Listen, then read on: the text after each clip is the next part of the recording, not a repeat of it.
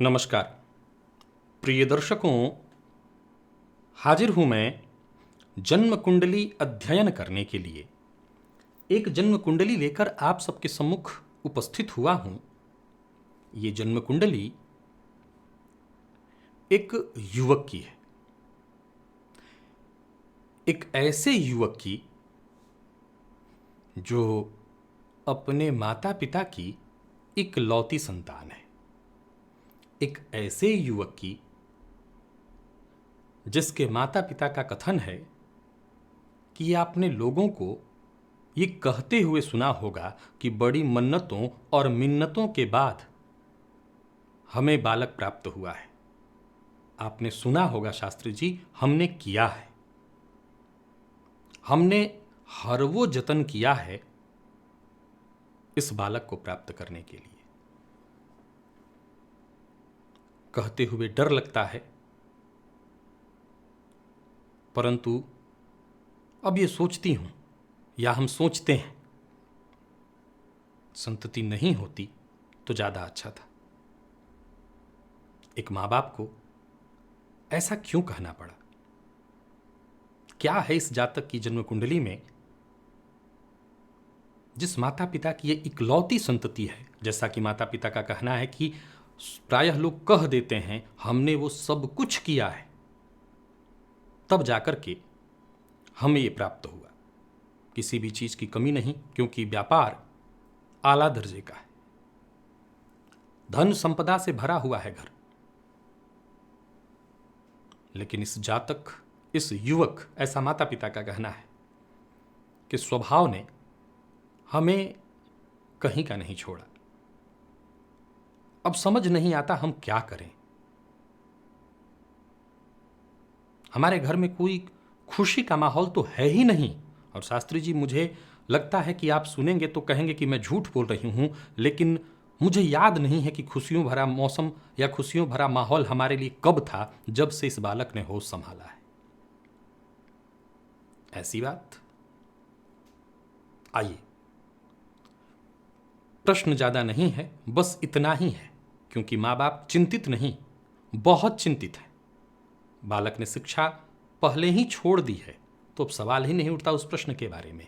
वो तो बस इतना जानना चाहते हैं कि क्या ये कभी हमारे जैसा सोच पाएगा। इतना है इसके पास, इस घर में अभी भी इसके लिए इतना है कि बस हमारा काम संभाल ले, तब भी हम इसके जीवन में कोई कमी नहीं रहने वाली। आखिर सब इसी के लिए तो है। तो जन्म तारीख एक बार आप मिलाइए और इस लाइन को भी याद रखिएगा कि आखिर हमारा किसके लिए है, इसी के लिए तो है। आप भी कभी ना कभी तो कह ही देते हैं ये बात, हम सभी कहते हैं कि आखिर किसके लिए कर रहा हूं ये, इसी के लिए तो। और ये बच्चे पता नहीं कब सुन लेते हैं, सुन ही नहीं लेते, मान भी लेते हैं।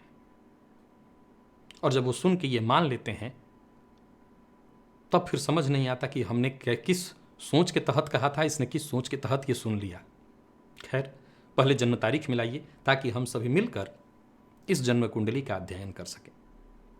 जन्म की तारीख 12 जुलाई 1998।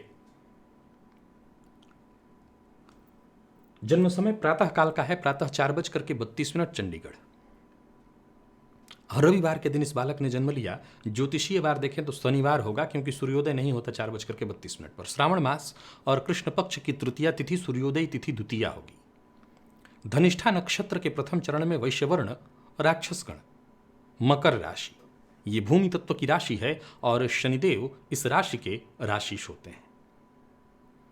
प्रश्न कार्यक्रम के प्रारंभ में ही आपके सम्मुख रख दिया, क्योंकि मुझे इस कुंडली में ढूंढना बाद में है, क्योंकि इस कुंडली से संबंधित बहुत सारे तथ्य मैंने बहुत बार कार्यक्रमों में आप सबके सम्मुख रखे हुए हैं, बहुत सी बातें बताई हुई हैं। तो कुंडली में कुछ ढूंढना नहीं, हाँ, जिस परिस्थिति से माँ बाप जूझ रहे हैं उसे इस जन्म कुंडली से तलाशना है। और फिर आपके जीवन में माँ बाप ने नाम बताने को मना कर रखा है, क्योंकि ये खुद ही बहुत संभ्रांत लोग हैं, काफी बड़ा इनका व्यापार है, तो मैं उसे नहीं बताता, मुझे जरूरत भी नहीं है। हमें बस एक ही चीज से मतलब है कि इनकी समस्या का हल हो और हमारे ज्योतिषीय ज्ञान में वृद्धि हो। नहीं तो समस्या किस घर में नहीं है। किस घर में ऐसी समस्या नहीं है? जहां बच्चे नहीं हैं वहां बच्चा पाने को तरस रहे हैं लोग, और जब बच्चा हो रहा है तो उस बच्चे के व्यवहार, उस बच्चे के स्वभाव, उस बच्चे की बुद्धि से त्रस्त हैं लोग। और फिर बाद में उनको कहना पड़ता है कि कहते डर लगता है, लेकिन नहीं होता तो ज़्यादा अच्छा होता। लग्न सम्मुख है आपके, मिथुन लग्न की ये कुंडली बनती है। राशि आप सुन चुके हैं मकर। लग्नपति बुध बनते हैं, जाकर के कुंडली के द्वितीय भाव में बैठे हुए हैं, और लग्न में ही मंगल और सूर्य आपको दिखाई पड़ेंगे। मिथुन लग्न की कुंडली और लग्न में ही मंगल का होना, पिछले दिनों इस सूत्र को बताया था राशिफल में, याद होगा आप लोगों को, कि जन्म कुंडली मिथुन लग्न की हो और लग्न में ही अगर मंगल बैठ जाए तो मंगल 6वें और 11वें के स्वामी होकर के लग्न में बैठेंगे। पूर्व के ज्योतिषियों ने नाथूराम गोडसे की जो कुंडली प्रदर्शित की है उसे मिथुन लग्न की कुंडली का दर्शाया है और लग्न में ही मंगल को दर्शाया है। नाथूराम गोडसे की कुंडली क्यों? क्योंकि क्रोध, अब क्या सही क्या गलत हमारा वो विषय नहीं है। गांधी जी की हत्या कर दिया उन्होंने, क्यों किया भगवान जाने, परंतु क्रोध, मिथुन लग्न कैसा होता है? क्षणे रुष्टा क्षणे तुष्टा, क्रोध इस लग्न में होता है। स्वभाव राजकुमारों वाला, जो मैं कहूं वो मानना पड़ेगा। और लग्नगत मंगल, लग्नगत सूर्य, अहंकार अपने चरम पर, और ऐसे मंगल और सूर्य पर शनि की तीसरी दृष्टि का होना। शुक्र जो कि भोग के कारक ग्रह हैं, जाकर के कुंडली के 12वें भाव में अति सौभाग्यशाली बनाते हैं, जो कि बालक है। इसमें कहीं कोई दो मत नहीं कि यह बालक अति सौभाग्यशाली है। जिस घर में जन्म लिया, सीधी सी बात है, अति सौभाग्यशाली है।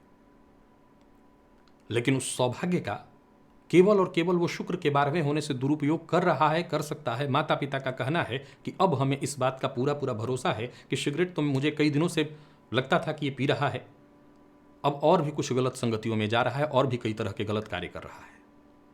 ऐसा हमें शक है, लेकिन हो सकता है संगति इसकी गलत हो गई है। कौन सी गलती आपको मैं गिनाऊं शास्त्री जी, और कौन सी गलती को कहूं कि ये नहीं करता? 3-3 दिन, 4-4 दिन तक घर नहीं आता। किताब से इसे कभी प्रेम था ही नहीं। प्रिय दर्शकों, ये सब हुआ क्यों? धनिष्ठा नक्षत्र के प्रथम चरण में जन्म लिया है, अर्थात मंगल की महादशा में दशानाथ मंगल बने। कहां बैठे हैं? जन्मा ये मारकेस में था।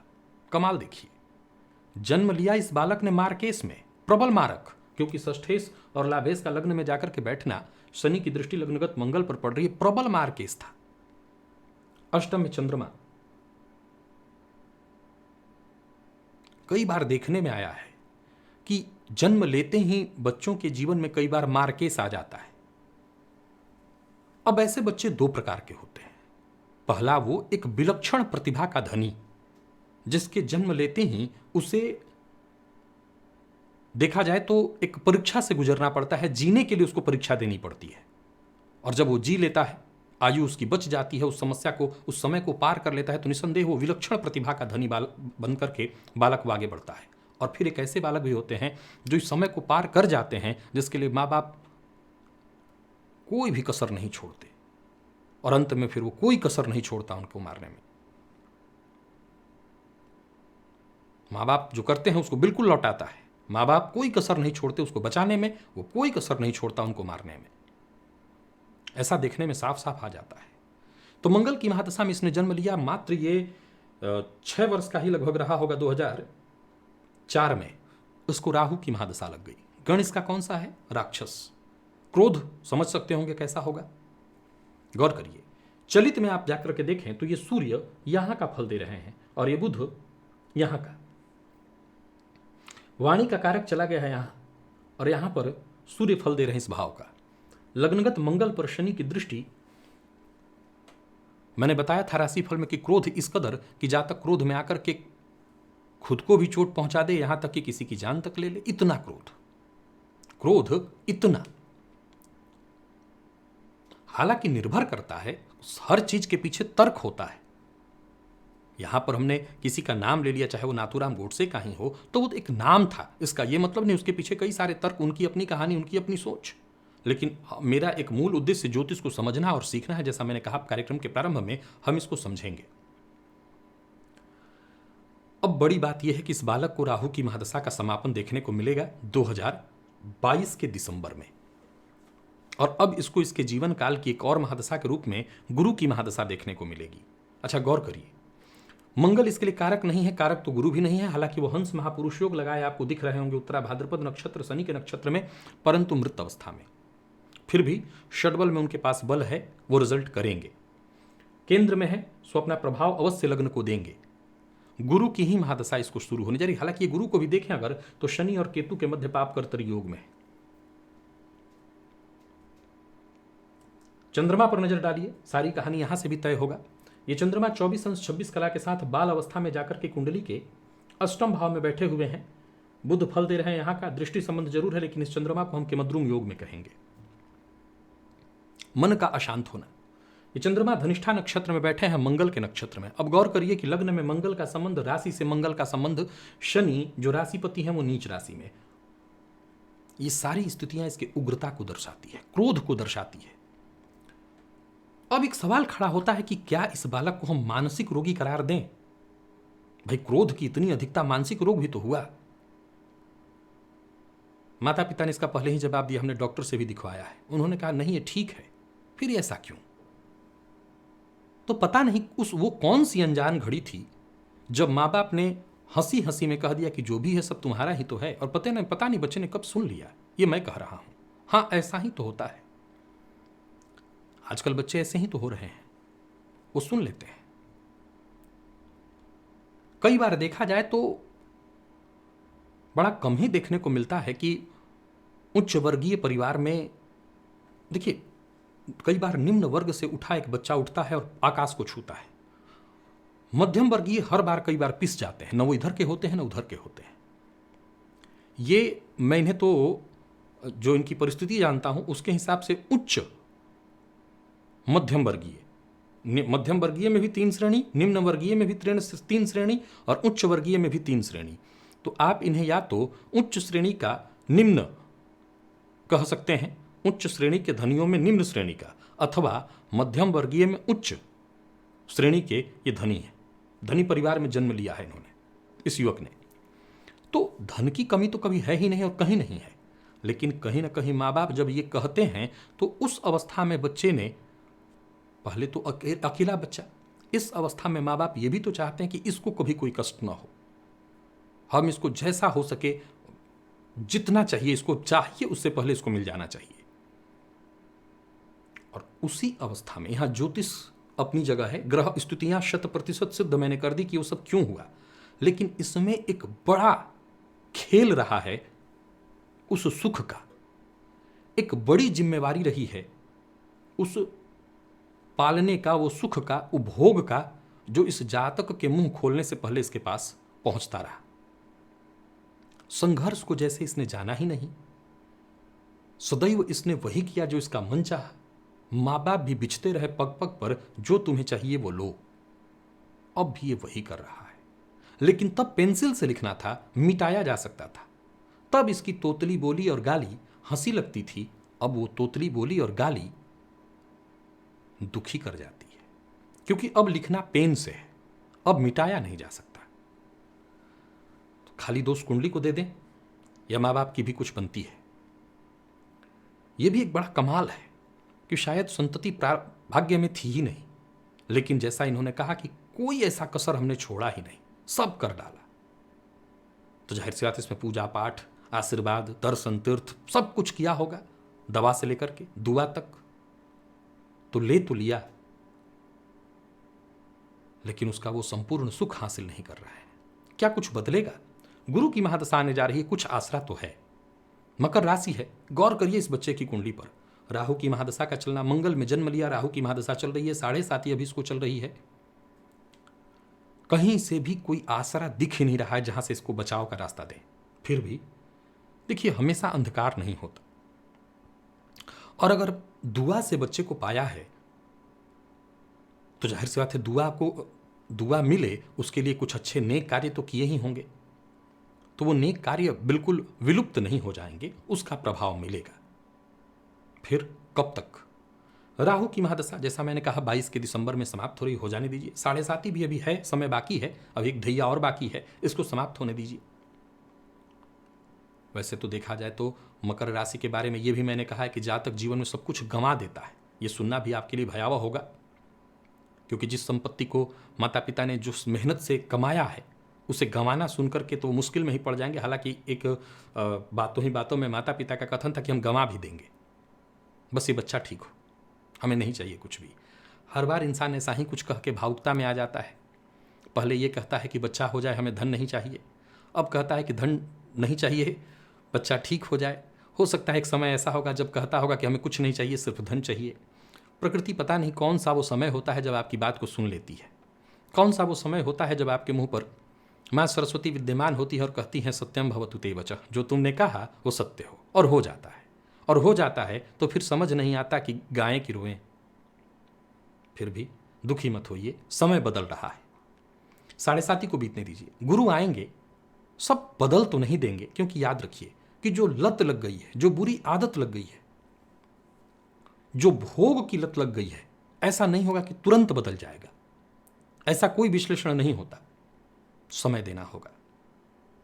सदैव एक बात याद रखिए, इस बालक के बिगाड़ने में, इस बालक के जीवन को खराब करने में इसकी ग्रह स्थितियां जितनी जिम्मेदार है, राक्षस गण का है तो सीधी सी बात है किसी की सुनता नहीं होगा। कुछ जिम्मेदारी आप लोग भी लीजिए, कुछ जिम्मेदारी तो लेनी ही पड़ेगी। तो ग्रह स्थिति बदल रहा है और अब आप भी बदल जाइए। घर से निकाल दें? नहीं नहीं, ऐसा कुछ नहीं करना। न तो घर से निकालना है, न कहीं भगाना है, कुछ नहीं करना। लेकिन हाँ, अब होता क्या है कि जब समय बढ़ जाता है, उम्र बढ़ जाती है, तो माँ बाप नियंत्रण करने चले तो ऐसे बच्चे बड़े कमाल के जानकार होते हैं। कुछ नहीं करना उसको, थोड़ी देर के लिए एक नस, हल्का सा चाक ब्लेड चलाएगा और माँ बाप के नस कट जाएंगे। खून उसका एक बूंद गिरेगा, यहाँ कई लीटर गिर जाएंगे इनके। मुश्किल है, वो सब जानता है, वो सब जानता है कि कौन सी नस कब काटनी है। आजकल के बच्चे बड़े समझदार हो गए हैं, वो सब जानते हैं कि थोड़ी सी ब्लेड चलानी है, खून इनके इतने बहेंगे कि ये बर्दाश्त नहीं कर पाएंगे। फिर कहेंगे तब एक बात, चलो मिल के आग लगा दो। होता ही है, परंतु आपकी विषम परिस्थिति के लिए केवल उपाय मायने नहीं रखेगा। फिर भी कुछ उपाय बताता हूं। देखिए, इस कुंडली में बदलाव का वक्त आ गया है। 2022 के दिसंबर के बाद बदलाव शुरू हो रहा है गुरु की महादशा के रूप में। लेकिन गुरु की महादशा में गुरु का अंतर भी, क्योंकि गुरु भी बहुत अच्छी स्थिति में नहीं है, फिर भी कह रहा हूं कि गुरु की महादशा में गुरु का अंतर भी बहुत अच्छा नहीं होगा। निकलने दीजिए। इस बच्चे के लिए किसी पंडित जी को बिठाइए। धन है आपके पास, उस धन का आप थोड़ा सा सही इस्तेमाल करिए और नियम से रुद्राभिषेक कम से कम 90 दिन तक, 3 माह लगातार रुद्राभिषेक इस बच्चे के सद्बुद्धि के लिए शिवलिंग पर जल के रूप में चढ़ाया जाए। अभिषेक, रुद्राभिषेक जब होगा तो भोलेनाथ की कृपा से इसको सद्बुद्धि अवश्य प्राप्त होगी। अपने धन का अब जरा सदुपयोग करिए इस बच्चे के हित में।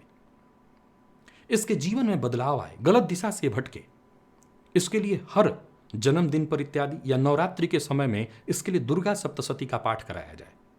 मां से प्रार्थना किया जाए इसके लिए, ताकि ये गलत राह पर जाने से बचे। जिस दुआ से ये मिला है उसी दुआ से इसको अब हम ठीक कर सकेंगे, दूसरा कोई विकल्प नहीं, क्योंकि गलत संगति से निकालना आसान नहीं होगा। करिए। हो सकता है आपके पूजा पाठों में ये कभी शामिल ना हो सकता है उसको बहुत गलत नजर से देखे। थोड़ा पेशेंस अब आपके पास चाहिए, जो कि अब रह ही नहीं गया होगा, मैं जानता हूं, पर चाहिए वो आपसे। वही पेशेंस अब इसको बचा सकता है। किसी भी तरह से इसके लिए इसको 2 मिनट के लिए ले जाइए। पंडित जी लोगों को पहले से क्षमा मांग करके रखिए कि अगर आपके साथ ये दुर्व्यवहार भी करता है तो हम साष्टांग आपके सम्मुख नतमस्तक हैं, क्षमा करिए हमें, हमारे संस्कारों ने इसको ऐसा बना दिया, आप मांगिए क्षमा। कई बार झुकना ही आपके बच्चे की, क्योंकि आत्मा जायते थी पुत्र, ये जो हो रहा है ये प्रकृति आपको दंड दे रही है। नहीं संतान देखना लिखा था, दंड आपको दे रही है, झुकिए।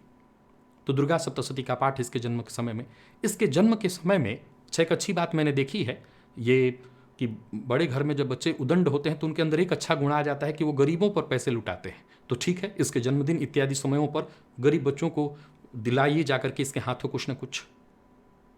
प्रारब्ध को काटना होगा। हालांकि इसका प्रारब्ध खराब भी कहते नहीं बन पा रहा मुझसे। प्रारब्ध खराब कैसे कहूं, जब आपके घर में आया है और इस तरह के योग लिए हुए इसने, तो प्रारब्ध खराब भी नहीं हम कह सकते हैं। प्रारब्ध खराब होता तो फिर यहां क्यों आता, कहीं और जाता। तो प्रारब्ध को हम खराब भी नहीं कहेंगे, लेकिन उस प्रारब्ध को बदलने का प्रयत्न करेंगे। तो ये दूसरा काम। तीसरा काम, ये तीनों काम कंटिन्यू और जो गलत संगति, गलत आदत शराब मद्यपान इत्यादि की लग गई है, उसे डांट कर फटकार कर रिहैब सेंटर में रख करके कभी नहीं छुड़ाया जा सकता। फिर मिथुन लग्न की एक पॉइंट ऐसी है जिसको समझना होगा, उसकी बात को मानना। उसके बात को अगर माना जाए तो यह बालक ग्रह है बुध, भावुक करके, जो कि आप लोगों ने जो अवश्य किया होगा, लेकिन वक्त बदलने के साथ जरूर सब कुछ बदलेगा, परिस्थितियां बदलेगी। मैं आगे की अब भविष्य बदलने की तैयारी कर रहा हूं। भावुकता के साथ भावुक करके, भावनाओं में इसको बहलाकर समझाइए। जो दुख आप देख रहे हैं उसे भी फील कराइए कि आप क्या महसूस कर रहे हैं। मिथुन लग्न में एक और बात है विचार करने योग्य कि लाख भटक जाएं, ये राक्षस गण का है इसलिए भटकाव में है, लेकिन देखा जाए तो गुरु केंद्र में है इसके, इसलिए मैं जानता हूं कि लाख भटक जाए, अगर भावनाओं में बहा करके इसको अपने कंट्रोल में लिया जाए तो परिस्थिति हमारे कंट्रोल में आएगी। समय शुरू हो रहा है 2022 के दिसंबर से। शास्त्री जी एक साल अब ऐसे कैसे काटें, उसी के लिए पूर्व से ही मैंने पूजा पाठ आपको बताया है। वो सभी पूजा पाठ अभी से शुरू करिए, अभी से लग जाइए। सभी पूजा पाठ लगेंगे, करेंगे, ब्राह्मणों का आशीर्वाद होगा, धन है आपके पास, कम से कम ये खर्च तो अब करिए ही करिए। अवश्य परिस्थिति बदलेगी अगर भोलेनाथ की शरण में चला जाए। तो प्रिय दर्शकों, ये थी एक युवक की जन्म कुंडली। परिस्थिति कुंडली की सामने है, ये सीखने योग्य है, इसे सीख भी लीजिए, समझ भी लीजिए, अपने पास नोट कर लीजिए कौन कौन से पॉइंट गिनाए। और भी कोई पॉइंट देखते हो तो आप जरूर देख लीजिए, क्योंकि मुझे लगता है इस कुंडली के लगभग हर सूत्र को कभी ना कभी राशिफल में या कहीं ना कहीं मैंने चर्चा कर रखा है। हर सूत्र को, मुझे जहां तक मेरी नजर गई है, हर सूत्र पर मैंने चर्चा किया है। तो इस कुंडली में बताने से ज्यादा समझाने की आवश्यकता थी, मैंने किया। आपको अगर कुछ दिखता है तो जरूर कमेंट में आपका स्वागत है। इजाजत दीजिए, पुनः मुलाकात होगी, तब तक के लिए नमस्कार।